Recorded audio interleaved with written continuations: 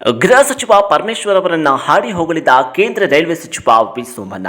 ನಿಜ, ರಾಜ್ಯ ಸರ್ಕಾರ ಹಾಗೂ ಕೇಂದ್ರ ಸರ್ಕಾರ ಒಂದೇ ನಾಣ್ಯದ ಎರಡು ಮುಖಗಳಿದ್ದಂತೆ. ಪಕ್ಷ ಭೇದವನ್ನ ಮರೆತು ಒಗ್ಗಟ್ಟಿನಿಂದ ಕೆಲಸವನ್ನ ಮಾಡಿದರೆ ತಾವುಗಳು ಪ್ರತಿನಿಧಿಸುವ ಕ್ಷೇತ್ರ ಅಭಿವೃದ್ಧಿಯಾಗುತ್ತದೆ ಅಂತ ರೈಲ್ವೆ ಕೇಂದ್ರ ಸಚಿವ ವಿ ಸೋಮಣ್ಣನವರು ಹೇಳಿದ್ದಾರೆ. Flow voice over continue. Koratagere ತಾಲೂಕಿನ ತುಂಬಾಡಿ ಗ್ರಾಮದಲ್ಲಿ ಆಂಜನೇಯ ಸ್ವಾಮಿ ದೇವಸ್ಥಾನದ ಸಮುದಾಯ ಭವನ ಉದ್ಘಾಟನೆ ನಂತರ ವೇದಿಕೆ ಕಾರ್ಯಕ್ರಮದಲ್ಲಿ ಮಾತನಾಡಿದ ವಿ ಸೋಮಣ್ಣ, ಪರಮೇಶ್ವರ್ ತುಮಕೂರು ಜಿಲ್ಲೆಯಲ್ಲಿ ಅಭಿವೃದ್ಧಿ ಕೆಲಸವನ್ನ ಮಾಡ್ತಿದ್ದಾರೆ.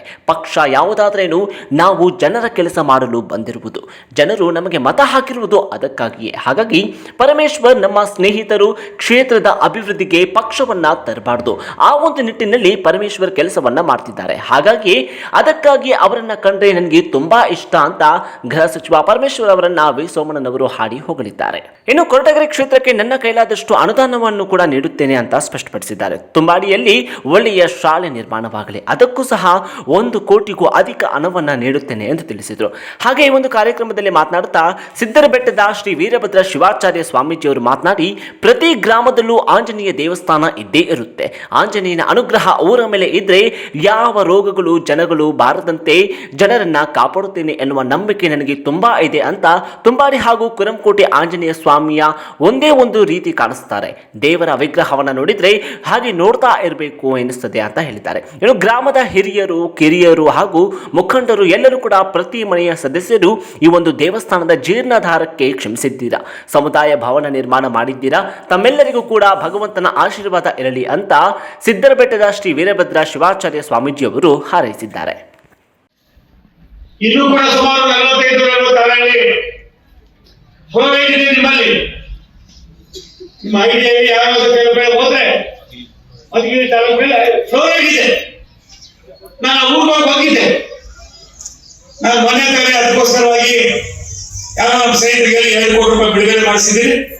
ಜಿಲ್ಲಾ ಪಂಚಾಯತಿ ಸಿಇಒಗೆ ಮತ್ತು ಜಿಲ್ಲಾಧಿಕಾರಿ ಮಾತಾಡಿ ಸುಮಾರು 16 ಹಳ್ಳಿಗಳಿಗೆ ಒಂದೊಂದು ಬೋರ್ವೆಲ್ ಹಾಕಿ, ಟ್ರೀಟ್ಮೆಂಟ್ ಪ್ಲಾಂಟ್ ಹಾಕಿ ಅವರನ್ನ ನೀರು ಕೊಡ್ತಕ್ಕಂಥ ಕೆಲಸ ಮಾಡೋದು ಒಂದು ಕಡೆ ಆದ್ರೆ, ಸನ್ಮಾನ್ಯ ಇವತ್ತು ಪರಮೇಶ್ವರ್ ಸಾಹೇಬರು ಬರ್ಬೇಕಾಗಿತ್ತು.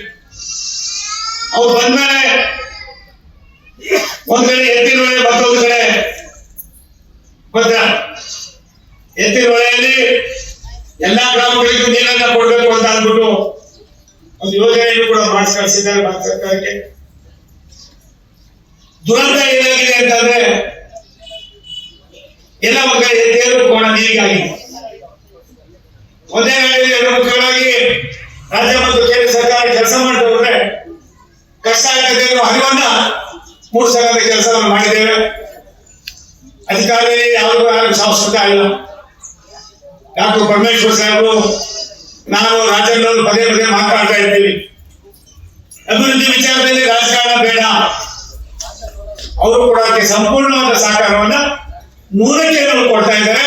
ನಾನು ಅವರನ್ನು ಅಭಿನಂದನೆಯನ್ನು ಸಲ್ಲಿಸ್ತೀನಿ ಅನ್ನೋ ಮಾತನ್ನ ಈ ಸಂದರ್ಭದಲ್ಲಿ ಇಷ್ಟಪಟ್ಟಿರುವುದಿಲ್ಲ. ತುಂಬಾಡಿ ಗ್ರಾಮ ನನಗೂ ಕೂಡ ಎಲ್ಲ ಒಂದ್ ಕಡೆ ಆಸೆ ಇದೆ. 23 ವರ್ಷ ಆಗಿ ಮತ್ತೆ ಇನ್ನೊಂದು ಕೆಲಸ, ನಾನು ಭೂಮಿಯಿಂದ ಪ್ರಪಂಚಕ್ಕೆ ಬಿಟ್ಟು ಹೋದಾಗ ಆಗ ಹೋಗ್ಬೇಡ ನಮ್ಮ ಆಚಾರ. ನೀನ್ ನೋಡಿದ್ರೆ ನನಗೆ ಯಾಕೆ ದಿನ ಇದೆ. 23 ವರ್ಷ ನೀವು ಒಂದು ಸಮುದಾಯ ಭವನ ಕಟ್ಟಿದ್ದೆ ಆದ್ರೆ ನಿಜವಾಗ್ಲೂ ಕೂಡ ಈ ತಂದೆ ತಾಯಿಗಳಿಗೆ ನಾನು ನಮಸ್ಕಾರ ಮಾಡ್ಬೇಕು. ಇದಕ್ಕೆ ಕಷ್ಟಪಟ್ಟಂತ ಎಲ್ಲ ನಿರ್ದೇಶಕರು, ಅಧ್ಯಕ್ಷರು ಇವತ್ತು ಯಾರು ಇಲ್ಲ, ಕಾಲವಾಗೋಗಿದ್ದಾರೆ. ಆದ್ರೂ ತೊಂದ್ರೆ ಇಲ್ಲ. 23 ವರ್ಷ ಆದ್ಮೇಲಾದ್ರೂ ಈ ಒಂದು ಸಂದರ್ಭದಲ್ಲಿ ನಮ್ಮ ಗ್ರಾಮಸ್ಥರು ಇಲ್ಲಿ ಊರಿನಿಂದ ಹೋಗಿ ಆಚೆ ಕಡೆ ಯಾರು ನೆಲೆಸಿದ್ದಾರೆ, ಯಾರು ಅಧಿಕಾರಿಗಳು, ಯಾರು ಸ್ವಾಮಿಯ ಭಕ್ತರು, ಯಾರಿಗೆ ಊರಿನ ಬಗ್ಗೆ ವಿಶೇಷವಾದಂತ ಒಂದು ಆಸಕ್ತಿ, ಆಸೆ ಇದೆ ಅಂತವ್ರನ್ನೆಲ್ಲ ನಾವು ಕಂಡು ಸುಮಾರು ನಾನು 2021 ಡಿ ವಿ ಶ್ರೀನಿವಾಸ್ ಅವರ ಕಾಲವಾದ ನಂತರ ನಾನು ಈ ಟ್ರಸ್ಟ್ಗೆ ಅಧ್ಯಕ್ಷ ಆಯ್ಕೆ ಆಗಿದೆ. ನಾನು ಸುಮಾರು ಈ ಟ್ರಸ್ಟ್ಗೆ ಅಧ್ಯಕ್ಷ ಆದ್ಮೇಲೆ ನಾನು ರಫ್ಲಿ ಒಂದು ಲೆಕ್ಕ ಇಟ್ಟಿಲ್ಲ. ನನ್ನ ಅನಿಸಿಕೆ ಪ್ರಕಾರ ನಾನು ಒಂದು 18 ಲಕ್ಷ ರೂಗಳನ್ನ ದಾನಿಗಳಿಂದ ಒಂದು ಕಲೆಕ್ಟ್ ಮಾಡಿ ಇವತ್ತು ಈ ಒಂದು ಸಮುದಾಯ ಭವನದ ಉದ್ಘಾಟನೆ ಹಂತಕ್ಕೆ ತಂದಿದ್ದೀನಿ.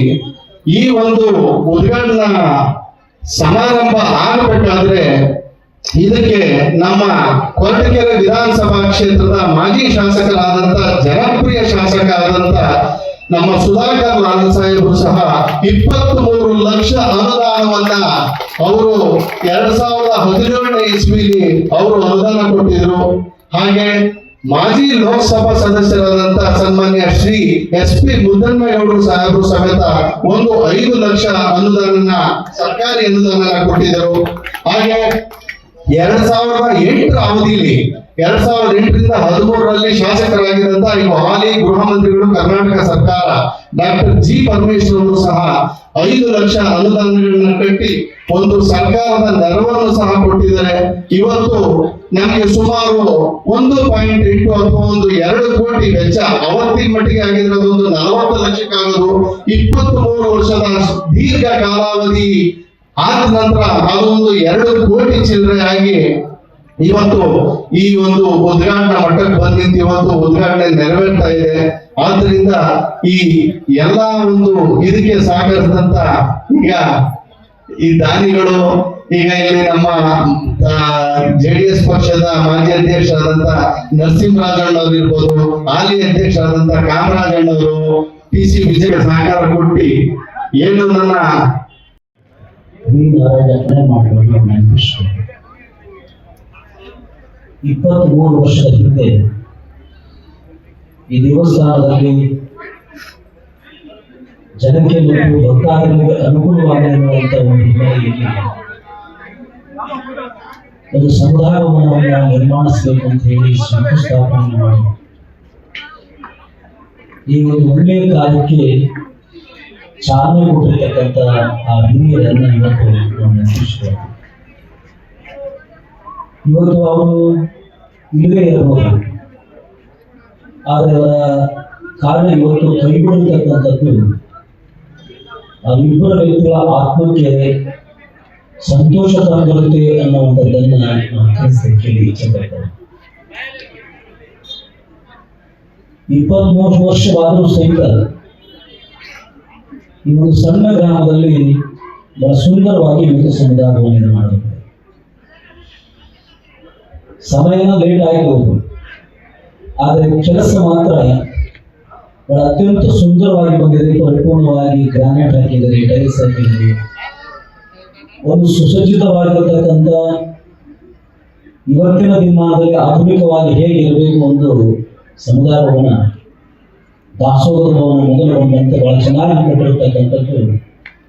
ಅದನ್ನು ನೋಡಿದ ಮೇಲೆ ಬಹಳ ನಮಗೆ ಅತ್ಯಂತ ಸಂತೋಷದಿಂದ ಅದಕ್ಕೆ ನಿರ್ಮಾಣ ಮಾಡಿರ್ತಕ್ಕಂಥ ಟ್ರಸ್ಟಿನ ಅಧ್ಯಕ್ಷರಾದಂಥ ಲಕ್ಷ್ಮೀಶ್ ಮತ್ತು ಅವರೆಲ್ಲ ಬಳಗಕ್ಕೆ ನಾವು ವೈಯಕ್ತಿಕವಾಗಿ ಅವರಿಗೆ ಅಭಿನಂದನೆಯನ್ನು ಸಲ್ಲಿಸ್ತೇವೆ.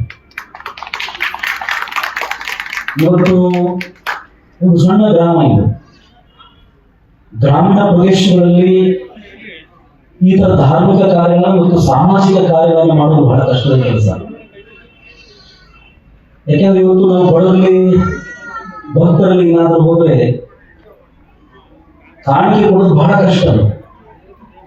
ನಮ್ಮಲ್ಲಿ ಯಾವುದೇ ರೀತಿಯ ಇಂಡಸ್ಟ್ರಿ ಏರಿಯಾ ಅಲ್ಲ ಇದು, ಅತ್ಯಂತ ವಾಣಿಜ್ಯ ಬೆಳೆಯಲ್ಲ ಇಲ್ಲಿ. ಹಾಗಾಗಿ ಭಕ್ತಾದರು ಕೊಡ್ತಕ್ಕಂಥ ಸಣ್ಣ ಕಾಣಿಕೆಯಿಂದಲೇ ಇವತ್ತಿಷ್ಟು ಮಟ್ಟಿಗೆ ಮಾಡಿರ್ತಕ್ಕಂಥದ್ದು ಇದು ಸಾಮಾನ್ಯವಾಗಿರುವಂಥ ಕೆಲಸ ಇಲ್ಲ. ರಾಜಕೀಯ ಗಣ್ಯ ವ್ಯಕ್ತಿಗಳ ಮುಖಾಂತರವಾಗಿ, ಆಂಜನೇಯ ಸ್ವಾಮಿಯ ಭಕ್ತಾದಿಗಳ ಮುಖಾಂತರವಾಗಿ ಸಂಗ್ರಹಿಸಿ ಈ ಕಾರ್ಯವನ್ನು ಪೂರ್ಣಗೊಳಿಸಿದಲ್ಲ ಬಹಳಷ್ಟು ಎಲ್ಲ ಭಕ್ತರಿಗೆ ಅತ್ಯಂತ ಸಂತೋಷ ತಂದಿದೆ.